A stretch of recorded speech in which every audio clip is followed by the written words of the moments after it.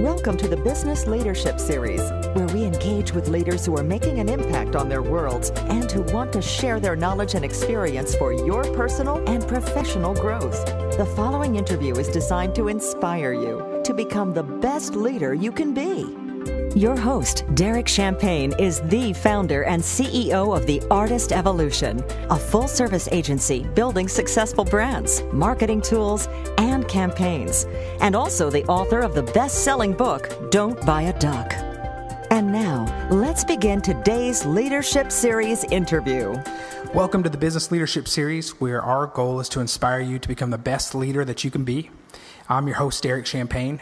Today we've got a special guest I'm excited about. We've got the Chief Marketing Officer for Friender, Mathew Proud. Mathew, thanks for being here with us today. Hey, thank you for having me. Definitely look forward to our conversation. So you told me you're in Arizona. How are you liking it out there? Oh, I love it. I love it in Tempe. From the cold in Chicago area, so the mountains out here and the warm winters are definitely to my liking compared to the bitter winters of Chicago. I'm going to ask you a minute about Freddie, the friendly T-Rex, but I saw him running around ASU, and back in my music days, we played ASU quite often. I love that school, and I thought that was cool seeing the students' reactions as you had that T-Rex running around the campus. Thank you. Yeah, that was just I was reading a book recently called Marketing Outrageously. I forget who it was by. But they were talking about having to stand out in a world where everything's so cluttered. And I happened to run across that T-Rex on YouTube, and I was like, how could that not grab someone's attention? So I ended up incorporating it into the marketing campaign. So were you surprising students with that? I mean, they really weren't expecting it, and you're having the T-Rex running around campus? Yeah, it was. Basically, everyone that walked by us had their phone out and was Snapchatting it. So it definitely created really good exposure for us. That's really cool. Everyone who's listening, I encourage you, and I'll put a link up with this podcast, but you want to look up Freddie the Friendly T-Rex in ASU, and that should pop up, I believe. When you search that. Very cool. So tell me about Friender. I did download it, so I'm a customer. Just why don't you tell me a little bit about what the vision was for Friender? It's I like the branding on it. It's really clever. So why don't you explain to our audience what that is? Thank you. Yeah, Friender. So basically about a year and a half, 2 years ago, me and a couple of friends of mine, we traveled a lot for business. We're moving around from state to state, all over the place constantly. And we had trouble meeting new people in that area, say if we're going to stay there for a few weeks or whatever it may be. And we realized that there was nothing really as far as mobile that could help you connect and make new friendships based off of actual activities that you like to do. So that's where the idea of Friender popped up and kind of sprung about is from our CEO, Kevin Cromlin. He originally thought of the idea, and we all agreed with him, being we were kind of in the same boat as far as traveling and everything. So we noticed there wasn't really a platform for that. Other than, desktop versions of like Meetup and things like that. But there was no streamlined way for users to mobilely connect, really efficiently. So that's where Friender came about. And Friender is it's an app just to create connections and network with people on a friendly basis, just on a friendship level. And it connects you based off the activities that you actually enjoy, based off of, age, demographic, and, radius of, how far away you want to meet up with that person is. It's been a journey for the last year and a half, 2 years. I came in, about a little over a year ago, kind of incorporated myself into the business and the company as they realized they needed someone for marketing. Mm-hmm. But it's been a path. Before we started it, we had no idea how to start an app company whatsoever. We didn't know how to develop. We didn't know how to market it. We didn't know anything about the app industry. So it's definitely been a process of getting it together in the last few years or so, but we don't like to quit, so we ended up powering through it, and we have the app in the App Store. So tell me, what were some of the surprises that you had that you didn't expect when you were starting this app? Costs. Costs. App development is not cheap, and something that you think might be just a little bitty tweak or a little bitty adjustment can end up costing thousands of dollars, right. Which we did not know. So definitely hurdling, the cost of different fixes and bugs and just things that we wanted to change. Those are some hurdles that we had to overcome 100%. Which we overcame very well by finding funding for our company. What are some of the highlights though? What are some of the things you're most proud of? You launched, is it last month that you launched? Is that? Yeah. Yep. That's exciting. And I'm a subscriber right now. And so I've tried out the product and I want to make sure I tried it before you came on. And this is a compliment, but I was surprised and said, man, this thing is simple and easy to use. It's intuitive, and it seems like going in line with where the new apps that are getting a lot of traction are going. So I was impressed with that. A lot of times you see developers overcomplicate, and we work with some clients on making apps, and we see that there's so many bells and whistles sometimes that it bogs down the app, and it's not always relatable. The target ends up not wanting to use it because it's cumbersome and takes up the wrong space and doesn't give them the right value in their needs in their life. I was impressed with this. So over 70 categories, is that right? Correct. Yeah, over 70 now. And you're exactly right about the simplicity of it. That was our goal, is, to make it as simple as possible and very user friendly. Apps that say have a long process of actually getting your profile up, that make you take surveys before you do it and things like that. Most people, they quit right after they get started with it. They're like, I don't want to go through all this. They exit out of the app and they never get on it again and end up deleting it. So we wanted to make it really user friendly. You can have it set up, within a few minutes. So that's where we're going to keep the focus as well. We don't want to overcomplicate things. We just want it to keep it aimed towards the main focus of what the app's supposed to do, which is connect people based off of activities, on a friendship level. We don't want to make it any more complicated than that. Was that a challenge to keep that focus, or was your team pretty singularly minded in achieving that objective? We were pretty singular minded with that. There's a lot of dating apps out there, tons. Right. People are popping up dating apps left and right, and we knew to really stand out and make an extremely successful business, you had to fill a need that isn't in the marketplace yet. And there was not definitely anything in the marketplace that is like our app. And we knew that people, especially in the next 2, 3, 5 years, are going to be extremely comfortable meeting people online. That's one of the biggest new booms, is people are meeting more online now than in person. Right. So we all had a pretty singular mind going into it, and we've stuck to it the entire time. Well, and what I think is really cool about it too is you've taken it to a different category too with all the other interests, which is really smart.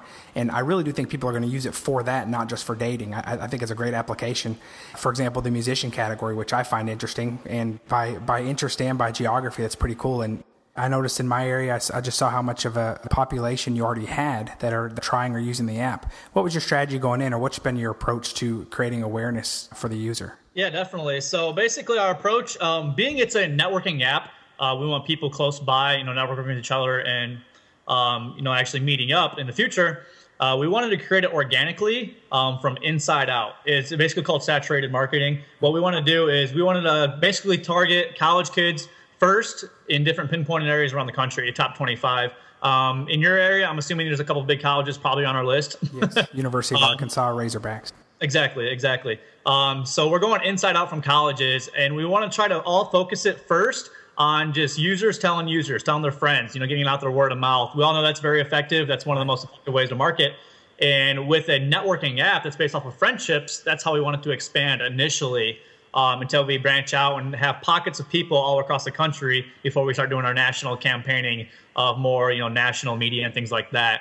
Pre 10,000 users, as well as kind of finding pre 10,000 people on the app is finding, what works best, different bugs on the apps, different, fixes that we have to do on the actual live version. So it's kind of like a testing phase, the first 10,000 users or so. So, up until about then, we're just kind of playing around with it a little bit, getting pockets of users, all across the country and seeing how well they're connecting, if there are any issues that are coming up. Is your team being patient? I know it's challenging sometimes when you're having a campaign grow organically. We manage all types of campaigns, and sometimes we want to inject those other marketing techniques that I know with a marketing background.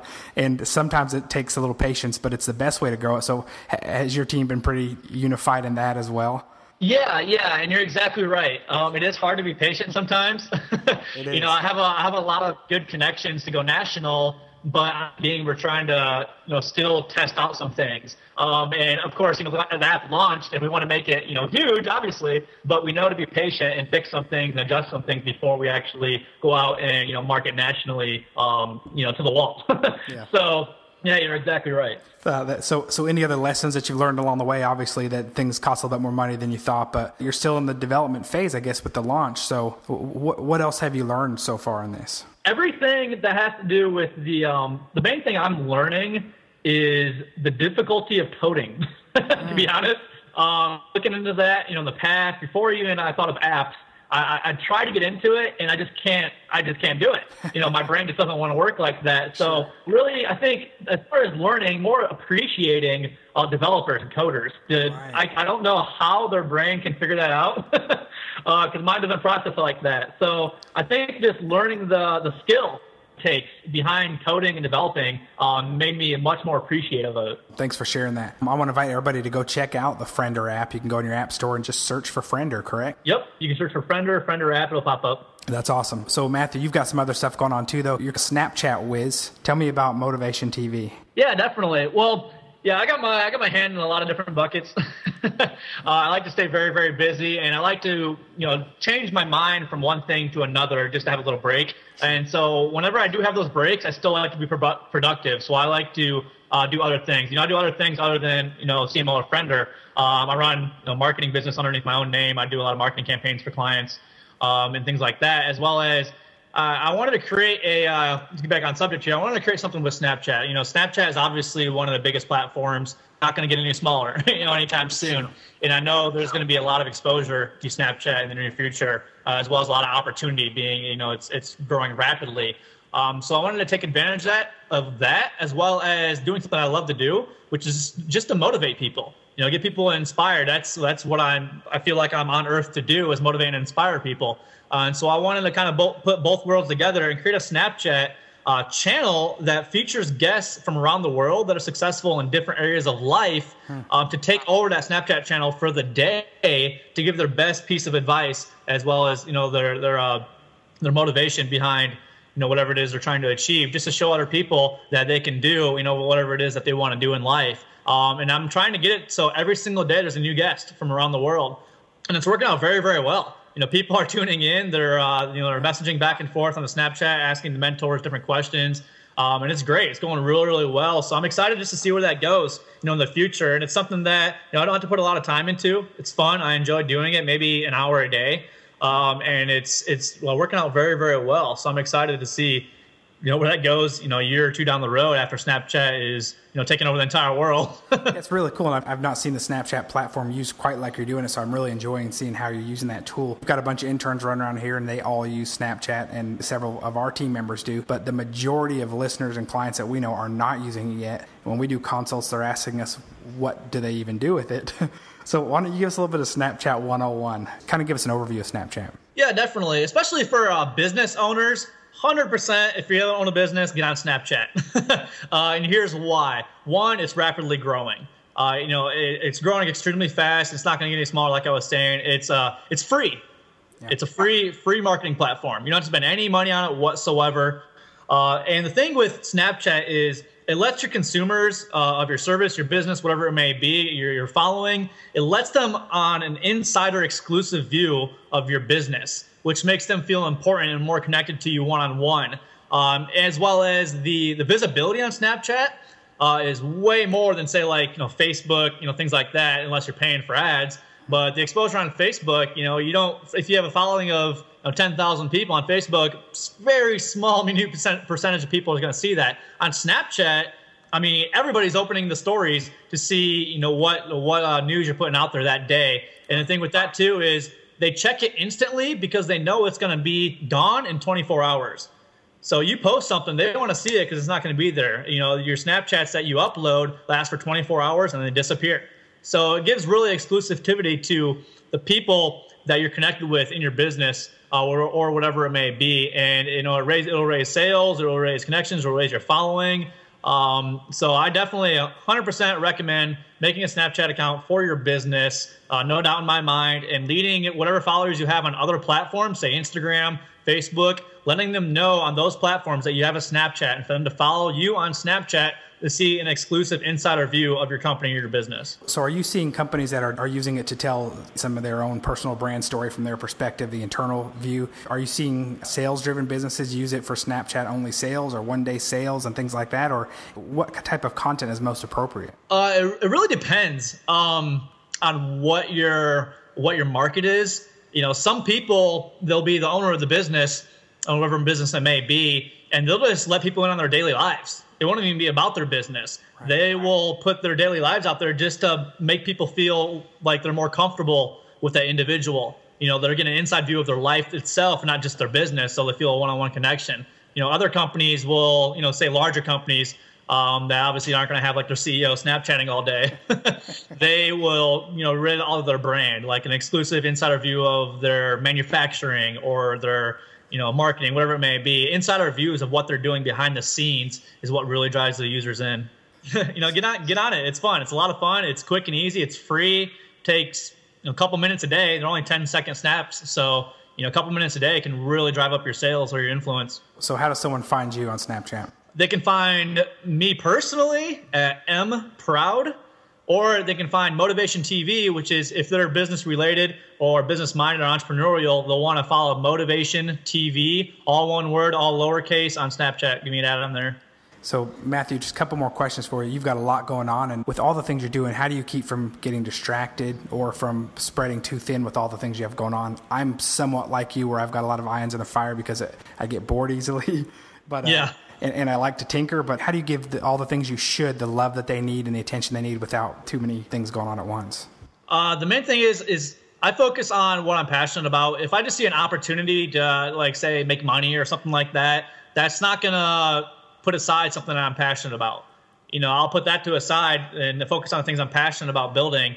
And it's all related back to, my mission is helping people, connect, motivating, inspiring, whatever I can find that brings me back to the why I'm doing, a business or whatever it may be. It always comes back to the passion and why I'm doing it. And that will overtake anything else that I'm doing. If it's not connected to what I'm passionate about, I'll just float to the side, not even worry about it. And that's how you're going to become successful in anything. You have to be passionate about what you're doing, or else you shouldn't be doing it. 100%. Some people will just say, I'm only going to do this opportunity, this business, or whatever it may be, just because I want to make money. And that's usually not going to work out. So focus on what you're passionate about, and it shouldn't be a problem staying focused if you're, all in on that. That's good advice. So is there any new technology, anything you have coming up that you're just extremely excited about? We're planning on a 6-month tour for Friender all across the entire country in an RV. Wow. Visiting different campuses and stuff. That'll be right in the middle of all the holiday seasons. And so I'm not really necessary for like a new tech thing to come out. I'm not really, never really thought about that. But what I am excited for holidays is traveling. Thanks so much, Matthew, for being the guest on our show today. Those listening can go check out the Friender app. They can look for you on Snapchat under Motivation TV. I appreciate you taking the time and enjoy the beautiful weather in Arizona. Thank you very much. You've been listening to the Business Leadership Series, where we engage with leaders who are making an impact on their worlds and who want to share their knowledge and experience for your personal and professional growth. This interview was designed to inspire you to become the best leader you can be. Stop wasting money on marketing and only do marketing that works. Order your copy of Don't Buy a Duck today. If you've ever felt lost, in need of a roadmap, if you ever wanted to get the right folks in the door and dollars in the drawer, you've opened the right book. Order your copy at www.don'tbuyaduck.com today. That's don'tbuyaduck.com.